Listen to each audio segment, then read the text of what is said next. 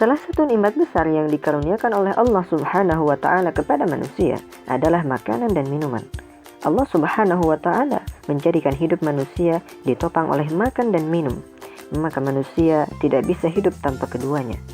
Islam sangat memperhatikan makanan. Nabi Muhammad SAW memiliki banyak sunnah yang sangat agung terkait dengan makanan.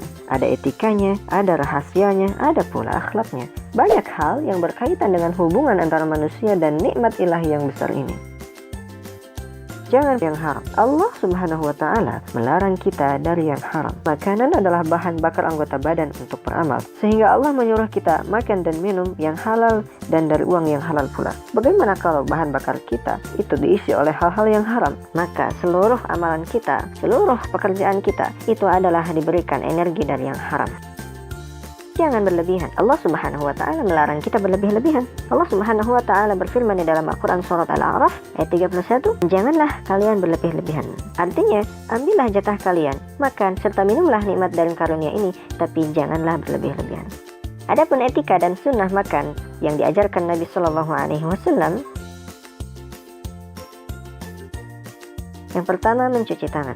Nabi Muhammad SAW memiliki etika saat makan. Sunnah pertama dalam makan adalah mencuci tangan. Seseorang dianjurkan mencuci tangan sebelum makan. Banyak orang mencuci tangan, tapi banyak yang lupa bahwa ini adalah sunnah Rasulullah SAW. Jadi bukan sekedar kebersihan, tetapi sekaligus juga sunnah Rasulullah SAW.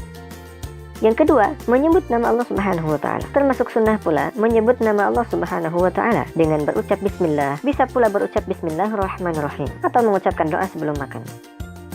Yang ketiga, makan dengan tangan kanan. Rasulullah SAW menyunahkan agar kita makan dengan tangan kanan. Beliau bersabda, "Hai buyung, sebutlah nama Allah, makanlah dengan tangan kananmu dan makanlah dari yang tepat di hadapanmu." Ini adalah etika yang penting agar manusia hanya memakan dari bagian yang tepat berada di hadapannya, khususnya ketika makan bersama di satu nampan. Adapun ketika dihidangkan satu macam lauk di suatu piring dan macam lauk lainnya di piring yang lain, tidak mengapa orang mengambil dari yang di sini lalu yang di sana. Namun, jika makanan dihidangkan dalam satu nampan, janganlah orang menyentuh selain makanan yang berada tepat di hadapannya, agar orang lain yang hendak memakannya setelah itu tidak merasa jijik. Yang keempat, tidak memakan makanan yang sangat panas. Nabi SAW mengecilkan suapan dan makan dengan tangan kanannya. Beliau juga tidak memakan makanan yang sangat panas. Beliau bersabda bahwa makanan seperti itu tidak mengandung keberkahan.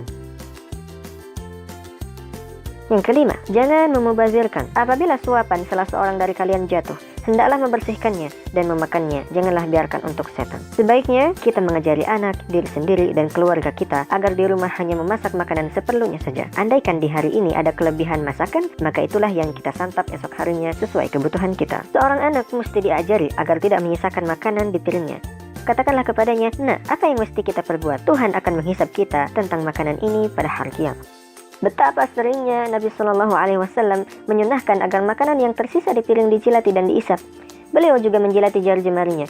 Beliau bersabda, "Sesungguhnya kalian tidak tahu letak keberkahan pada makanan kalian. Mungkin saja keberkahan itu terletak pada butir nasi terakhir yang tersisa di piring. Tuhan menjadikan keberkahan di dalamnya. Mungkin saja ia mengandung kesembuhan, atau mungkin saja sebutir nasi itu mengandung keselamatan bagi tubuh kita. Mana tahu?" Kerap terjadi, baik di restoran maupun di rumah, orang mengambil porsi makan terlalu banyak. Jika makanan tersebut dibiarkan tersisa untuk dibuang, berarti orang itu memikul tanggung jawab yang serius dan besar, yang menjadi faktor hilangnya rezeki. Dia pun akan dihisab pada hari kiamat. Andaikan porsi makanan terlalu banyak, setidaknya mengambil sesuai dengan porsinya, lalu menyisihkan kelebihannya bagi fakir miskin dan orang yang butuh di sekitarnya. Jadi, jangan sampai rasa malu yang tercela menghalangi perbuatan ini.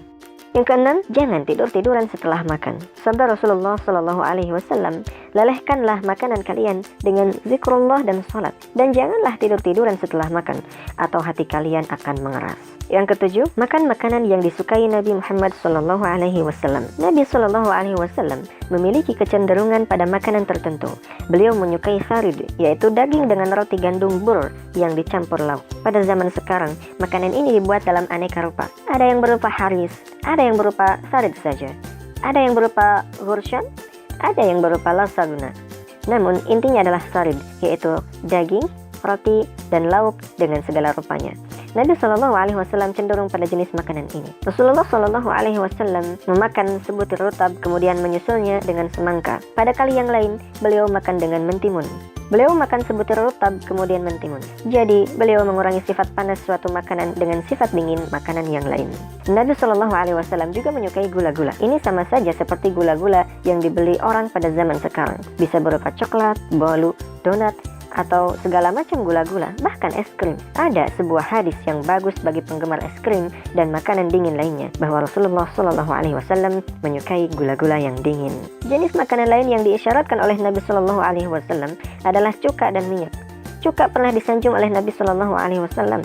Tatkala beliau dihidangkan cuka, orang yang menghidangkan dengan malu-malu berkata, "Wahai Rasulullah, yang ada tinggal cuka." Beliau pun bersabda, "Sebaik-baik lauk adalah cuka." Hadis kedua tentang minyak. Nabi Shallallahu Alaihi Wasallam juga menyukai minyak, terutama minyak zaitun.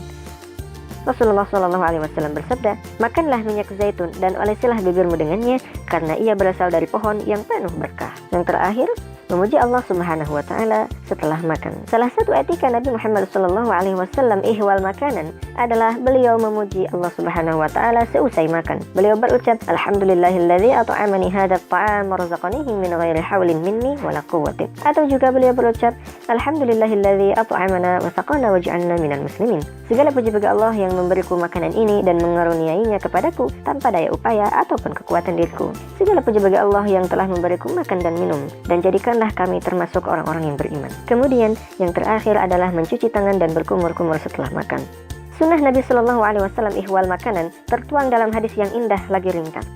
Sesungguhnya Allah benar-benar meridhai hamba yang memakan makanan lantas memujinya atas makanan itu, dan meminum minuman lantas memujinya atas minuman itu. Demikianlah kita dapati Nabi Shallallahu Alaihi Wasallam sebagai teladan elok bagi seluruh hidup kita.